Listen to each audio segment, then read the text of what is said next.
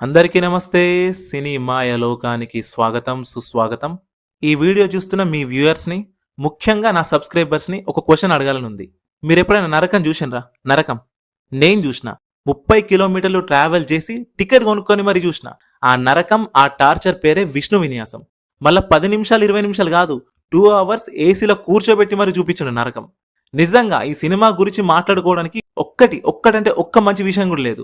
Worst story, comedy లేని comedy scenes, నవ్వురాని jokes, వినలేని సాంగ్స్, ఇరిటేషన్ తెప్పించే Sri Vishnu dubbing and acting, shock అవ్వని ట్విస్టులు, లోపల గునుక్కునే డైలాగ్స్.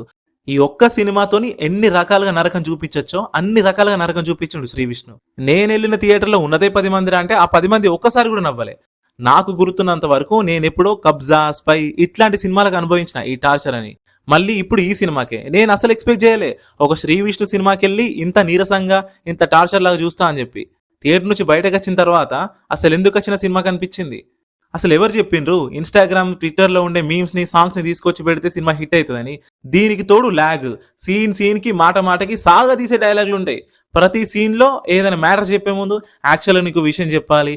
వాస్తవంగా అసలు జరిగింది ఏందంటే, అసలు ఏమైందో తెలుసా నీకు అని ఒక సోది డిస్కషన్ ఉంటది. డైరెక్ట్ మ్యాటర్ కి రాకుండా ఈ సోది డిస్కషన్ అంత ఉంటది. ఈ డిస్కషన్ ని శ్రీ విష్ణు ఇంకా సాగదీస్తాడు. శ్రీ విష్ణు గనుక మళ్ళీ ఇదే కామెడీ నమ్ముకుంటే, అంటే ఇప్పుడు తన కొత్త ఒక స్టైల్ అలవాటు చేసుకున్నాడు.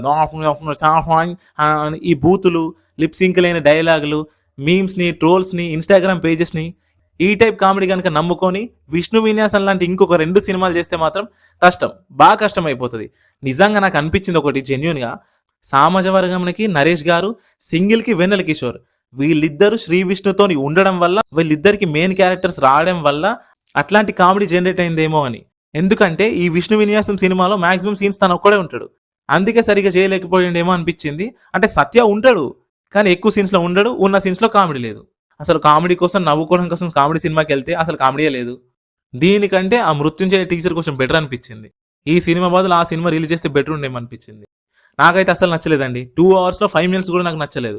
నేనైతే అస్సలు రికమెండ్ చేయ సినిమా చూడమని. ఇంతే, ఇంకా ఇంతకు మించి నాకు సినిమా గురించి మాట్లాడాలని లేదు. ఇక మీ ఇష్టం, చూడాలన్నా వద్దన్నా మీ ఇష్టం. సో ఇది విష్ణు విన్యాసం గురించి నా రాడ్ థియేట్రికల్ ఎక్స్‌పీరియన్స్. సినిమా గనుక మీరు చూస్తుంటే మీకెట్లా అనిపించిందో కామెంట్స్‌లో చెప్పండి. వెళ్ళే ముందు like, share and mainly subscribe చేసుకోండి. Thank you so much for watching Cine Mayalokam. By.